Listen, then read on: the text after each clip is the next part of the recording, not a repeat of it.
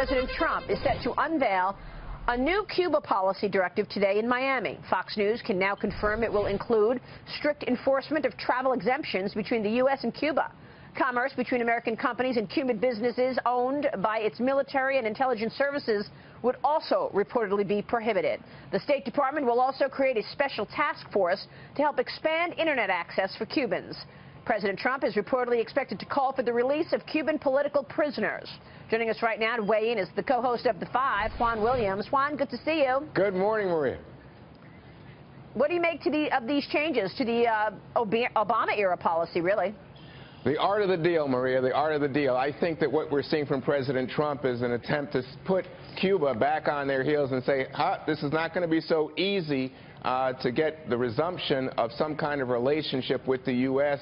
And in order to accelerate that relationship, you're going to have to make some accommodation. I think especially in terms of press freedoms, treatments of people who are political opponents of the Castro regime.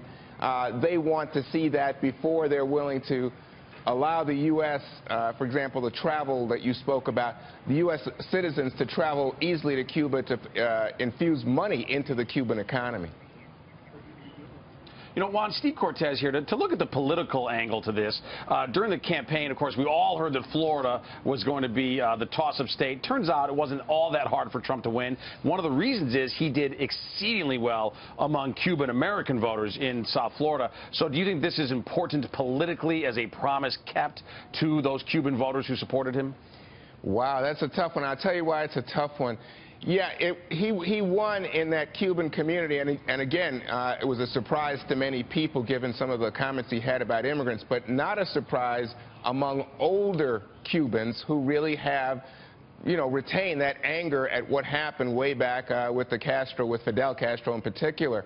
So the question is about younger Cubans who really think, the policy that we had in place for 50-plus years did not lead to an erosion of the communist state in that country, didn't improve conditions for people living in Cuba. Maybe this was a different step in terms of what the Obama administration tried to put in place.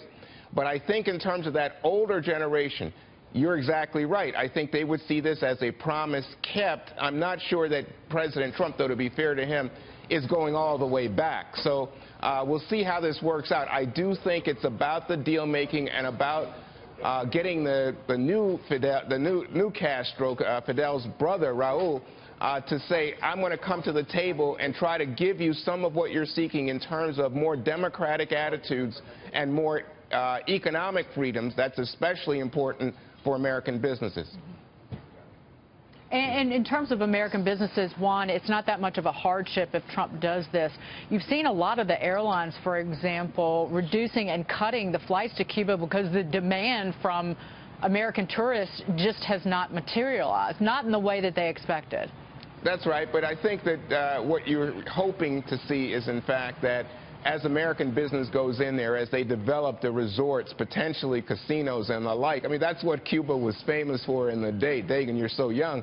But, I think that's what they were hoping for. I have a collection of glasses and trinkets from those old casinos before the revolution, because you can buy them from people who fled to Miami from Cuba. So you can preach, but I know what you're talking about. Well, I'm older than you think. No, I don't think so. Anyway, but I mean, when you start to think about the potential there for tourism, I think it's pretty much very strong. Everything from the cigars to the rum and the like, and just the life. So I think that's what American business was hoping for. In fact, at one point, President Trump was hoping to develop some resorts, golf courses in Cuba while he was in private business. So I think that's still there. But you're right. The immediate kind of tourism, the bump that the airlines was expecting, has not materialized. Let me ask you about immigration in general. The Trump administration is scrapping another Obama-era policy, this one protecting undocumented parents. The administration says it's going to end the deferred deportation, Juan, of undocumented parents of children who are American citizens or legal residents. The decision does not affect another Obama-era program for children brought to the U.S. illegally. What's your reaction?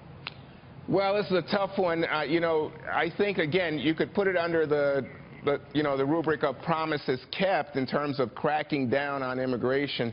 But, wow, I think this hurts families. So I think you're going to get a lot of kickback on this. I don't think it helps him with the immigrant community or with people who are looking for him to make a special exception for those DACA children that you just described, children who were maybe brought here as young people, potentially against their will, and who have grown up here, have totally American identity.